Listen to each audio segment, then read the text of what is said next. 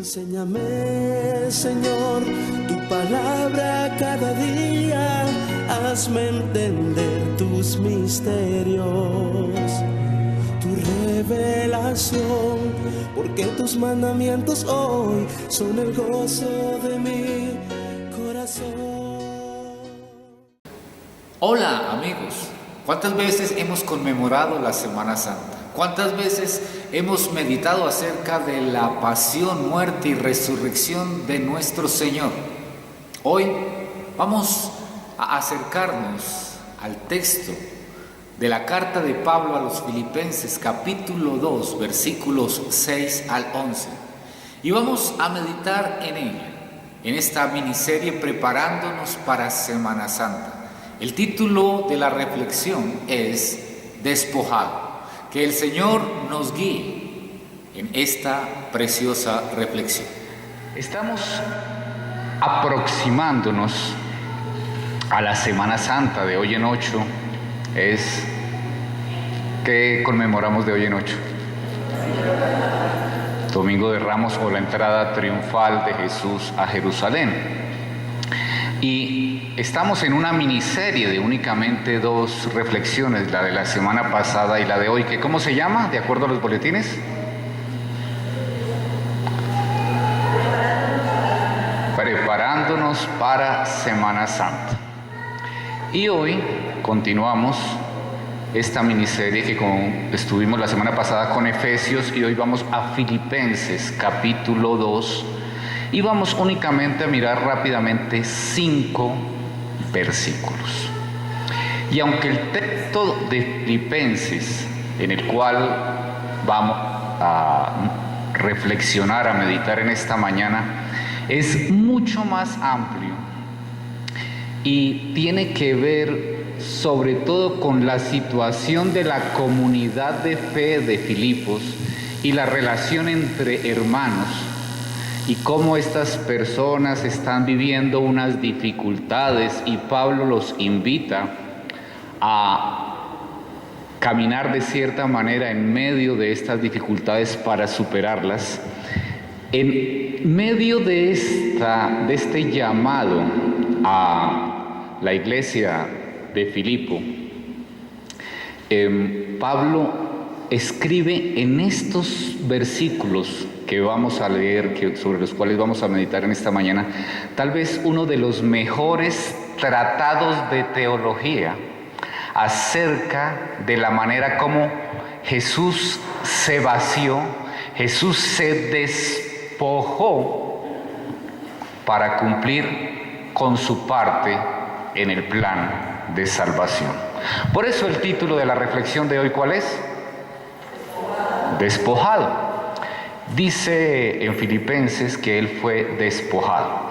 Y viene Pablo en la carta a los Filipenses hablando de Cristo y cómo él hizo algo maravilloso. En una ocasión alguien decía que el mayor suceso de la humanidad es que el hombre había puesto su pie en la luna. Pero el mayor suceso de la humanidad es que Dios puso su pie en la tierra. Primer punto, Jesús es Dios. Dios ha entrado en la historia despojándose de su gloria, penetrando en la parte más baja del espacio, penetrando en la temporalidad, en el tiempo al cual nosotros estamos sujetados, y sufriendo los límites de un cuerpo humano. Versículo 6 dice, y viene hablando de Jesús, quien siendo por naturaleza Dios. Y este texto sencillamente nos recuerda la preexistencia de Cristo, la preexistencia de Jesús. Todos creo que hemos escuchado, hemos leído que en el principio era el Verbo, y el Verbo era con Dios, y el Verbo era con Dios. Este era en el principio con Dios. Todas las cosas por Él fueron hechas, y sin Él nada de lo que es hecho fue hecho. Pues aquel verbo que estuvo siempre, que no fue creado, que ha existido desde antes de los tiempos, fue hecho carne y habitó entre nosotros. Y hemos visto su gloria en gracia y verdad. Lo primero que nos recuerda Pablo en Filipenses es que Jesús es, ¿qué? Dios. Jesús es Dios y ha estado siempre, pero ese Jesús que es Dios renunció a mucho o se limitó para convertirse, para encarnarse en un ser humano. No se aferró a nada de esto para hacerse un ser humano. Yo no sé si algunos de ustedes, sobre todo en la infancia, en la juventud, o posiblemente siendo adultos, nos gustaría tener ciertos poderes, como Superman, cierto poder volar, que nada nos haga daño, que no nos cortemos, que cuando toquemos algo filoso no suframos por esto, tener la velocidad de Flash, para que el tiempo nos rinda, a veces que no nos alcanza el tiempo. Pues imagínense que Jesús tenía no solamente el poder de Superman o el de Flash o el de cualquiera de nuestros superhéroes, sino que Jesús tenía el poder y el esplendor de Dios y se despojó de todo eso para venir al mundo y morir en una cruz por nuestra salvación.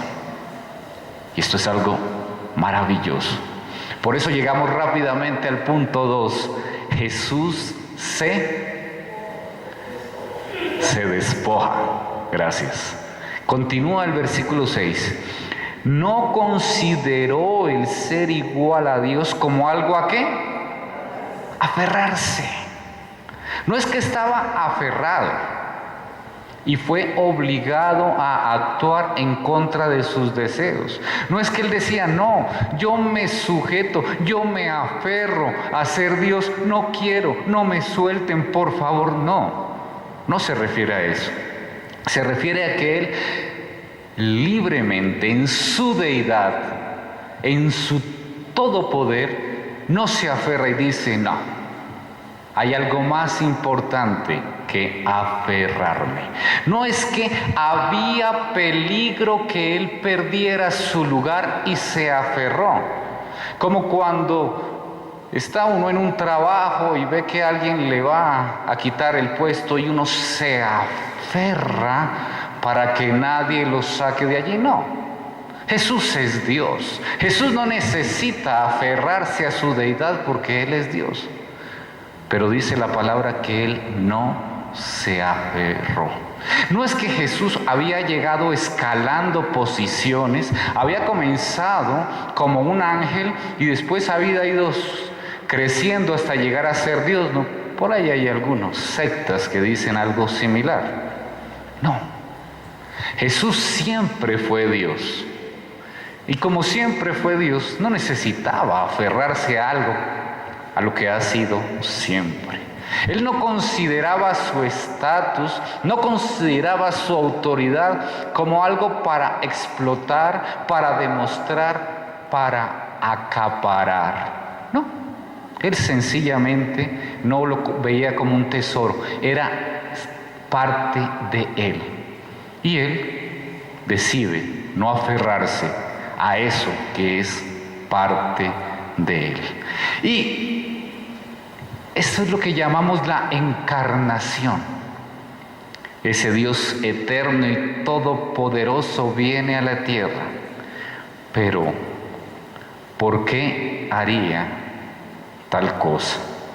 En el versículo 7 dice, por el contrario, se rebajó voluntariamente. Pero esta traducción no es tan fiel como la traducción de la Reina Valera. Porque la traducción de la Reina Valera utiliza una palabra mucho más cercana al original, sino que se despojó. Esa es la palabra más correcta, más cercana al original.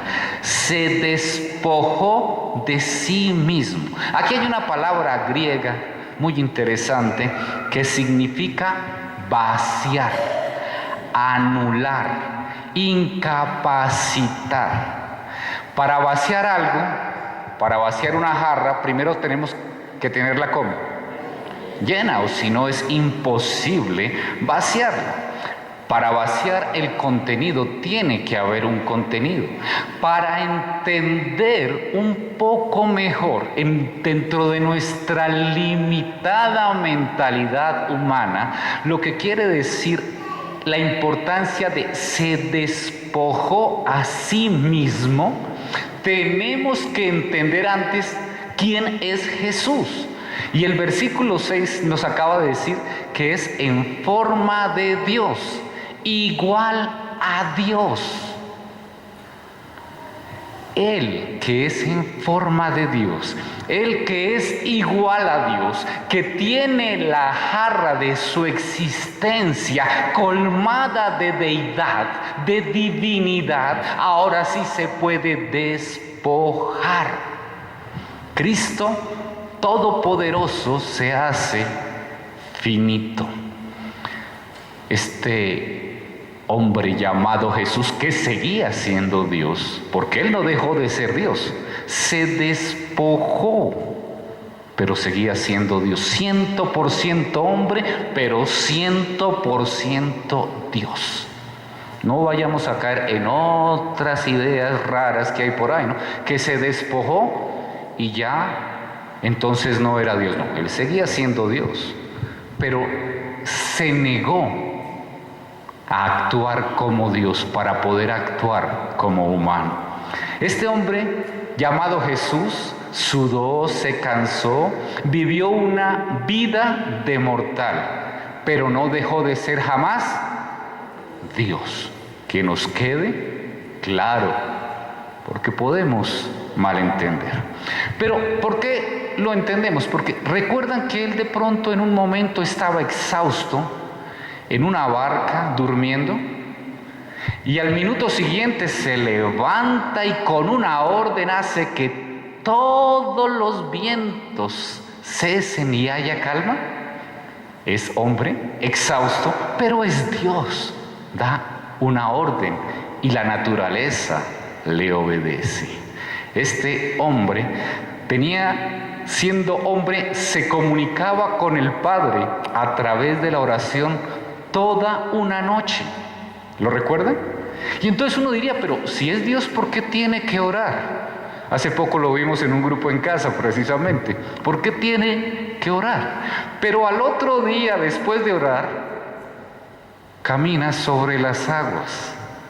Sigue siendo Dios. Tiene unas limitaciones, pero sigue siendo Dios. ¿Pero por qué hace esto? Porque Él vino a sujetarse a las leyes naturales para servir, para no ser servido, sino servir, para caminar en humildad. Y por eso dice la continuación del versículo 7, tomando la naturaleza de siervo. Dios, hombre, siervo. No solamente se negó a ser Dios, se vació de ser Dios, sí, para hacerse hombre, sino que se hace siervo. Se humilla para hacer la voluntad del Padre. Y se humilla a tal punto que el Jueves Santo, orando y llorando, mientras de su frente bajan gotas como de sangre, dice: si es posible, pasa esta copa de mí, pero que no se haga como yo quiero. Y es algo que tal vez no podríamos entender, Porque de la misma manera que paró la tormenta, de la misma manera que caminó sobre las aguas, de la misma manera que resucitó a Lázaro, podía detener esta copa, ese trago amargo de la crucifixión. Pero se hizo siervo para morir por ti y por mí. Un hombre común y corriente, maltratado y sangrante, camino a la cruz. Quienes lo veían decían: ese es el hijo del carpintero o el carpintero.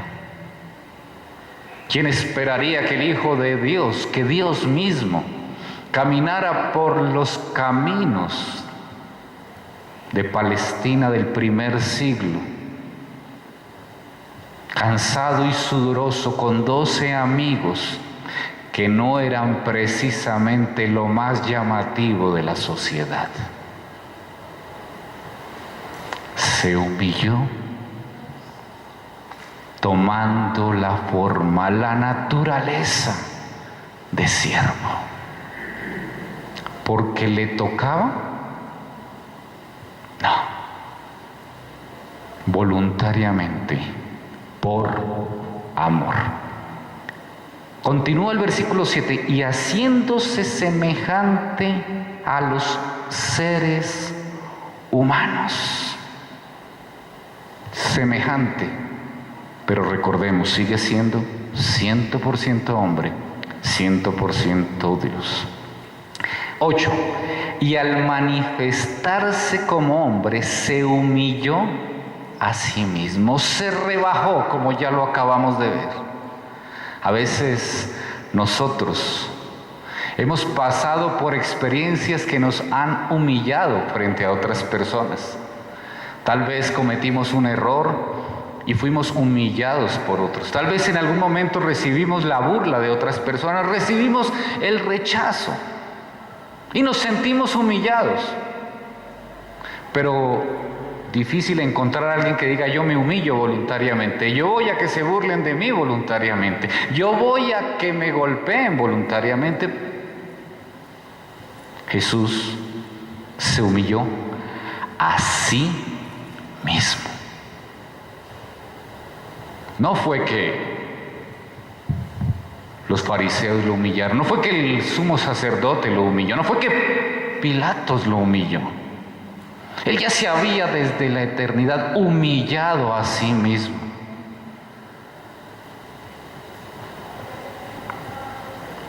Y se hizo obediente hasta la muerte, y muerte de cruz. Cristo Jesús se hizo obediente. No fue algo que él posiblemente hubiera hecho si no fuera obediente. Ir a la cruz, ir a la muerte más dolorosa. Dios, hombre, siervo, cruz. Cada vez menos por ti y por mí. Cada vez menos. Y esto es lo que llaman el escándalo de la cruz. Que Dios entre al mundo, se haga hombre, después siervo y vaya hasta la cruz, y que se haga maldición por nosotros. Esto ha sido difícil de creer para muchos. En la época de Jesús fue difícil creer para los judíos, pero eso no cambia la realidad.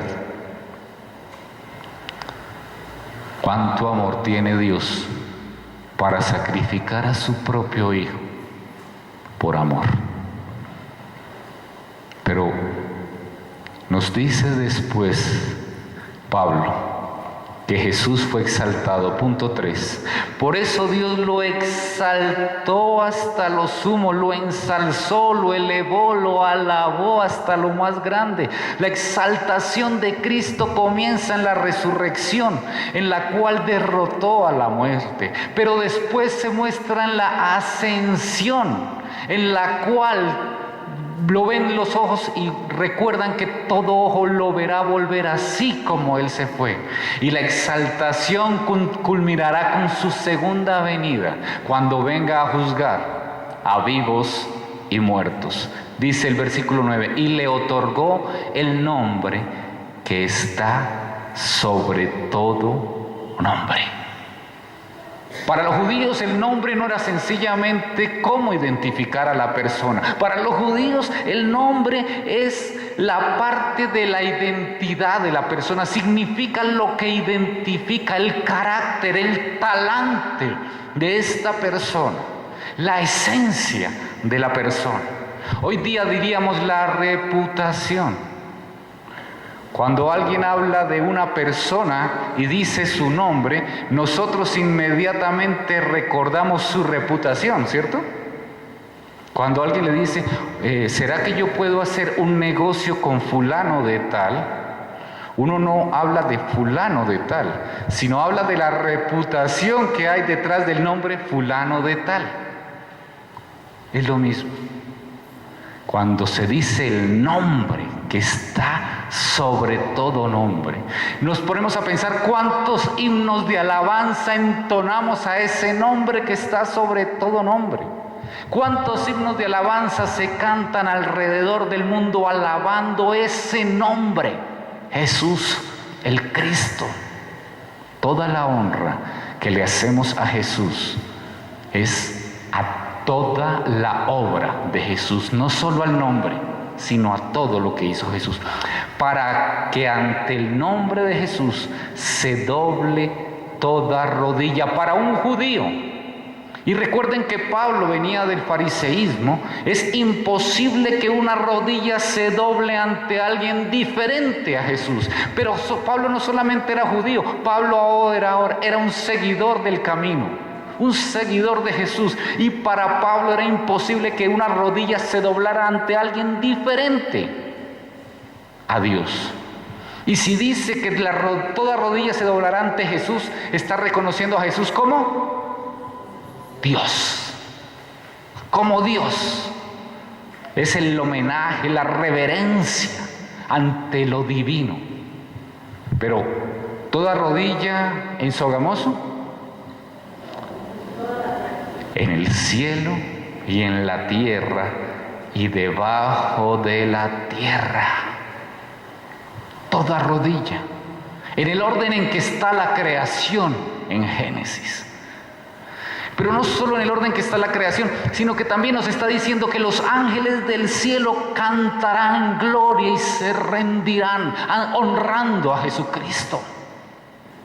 Todo ser viviente honrará a nuestro Señor. Y termina el versículo 11 diciendo, y toda lengua confiese que Jesucristo es el Señor. Y esta palabra que nos quede hoy claro, Señor, Señor, para el pueblo de Dios. En el Antiguo Testamento la palabra, el nombre de Dios era tan sagrado, que jamás le ponían un nombre, un sustantivo a él. Es decir, cuando en el Antiguo Testamento ustedes encuentran el nombre, entre comillas, de Dios, encuentran lo que se llama el tetragrama o tetragramatón. Son 4 consonantes que cuando un judío las encuentra, no las pronuncia. Dice Adonai. Adonai, ¿qué quiere decir? El Señor. O dice el Eterno. El Eterno. Porque para un judío, decir el nombre de Dios en vano es gravísimo. y prefiere no nombrarlo. Le dice el Señor, le dice el Eterno, pero jamás le va a decir un nombre. Las versiones modernas han cambiado la palabra Yahvé o Jehová por el Señor, tal vez honrando ese sentir de que no le pongamos un nombre a Dios. Es el Señor. Y por eso es tan importante lo que está haciendo Pablo en este momento. Está reconociendo el señorío de Cristo. Y lo que está haciendo es conectando a Jesús con el Dios del Antiguo Testamento. Está diciendo, Jesús no es cualquier persona exaltada, es el Señor, el mismo Señor que hizo los cielos y la tierra. Es el Señor, lo más alto, grande y sublime. Esta frase, para que toda lengua confiese que Jesucristo es el Señor, lo que está diciendo es para que toda lengua confiese que Jesús es Dios, el Eterno, Adonai.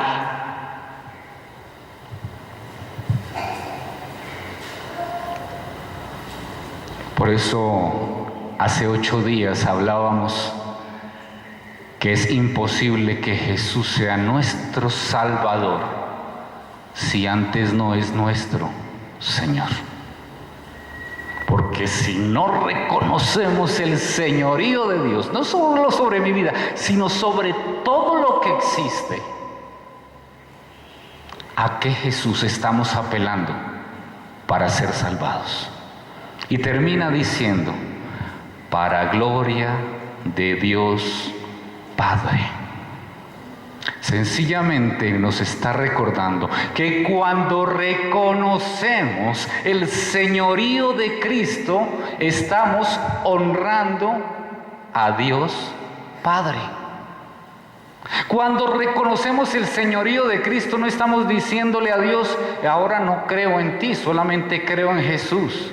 Porque seguimos creyendo en Dios Padre, Dios Hijo y Dios Espíritu Santo. Y cuando reconocemos que Jesús es el Señor, también estamos dándole la gloria y la honra a Dios Padre. Maravilloso tratado teológico en 5 versículos que nos preparan para la Semana Santa. ¿Qué conclusiones podemos llegar? Muchísimas. Pero solamente digamos que ese Jesús, que es el Señor, sobre todo, se hizo hombre, se humilló y fue a la cruz, todo por ti. Jesús se despojó por ti, siendo en forma de Dios, se despojó a sí mismo. Toma la semejanza de hombre.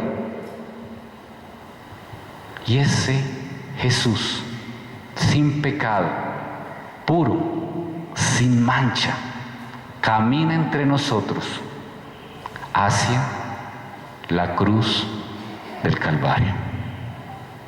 Les he dejado unas preguntas para reflexionar. ¿Reconoces estas verdades hasta el punto de doler en tu corazón el precio de tu pecado? ¿O solo es una historia más? Semana Santa te anima a agradecer al Señor Jesús por lo que hizo por ti. Por lo que hizo por ti. Los demás días del año tienes esta disposición. Vamos a orar, hermanos. Enséñame, Señor, tu palabra cada día. Hazme entender tus misterios, tu revelación, porque tus mandamientos hoy son el gozo de mi corazón.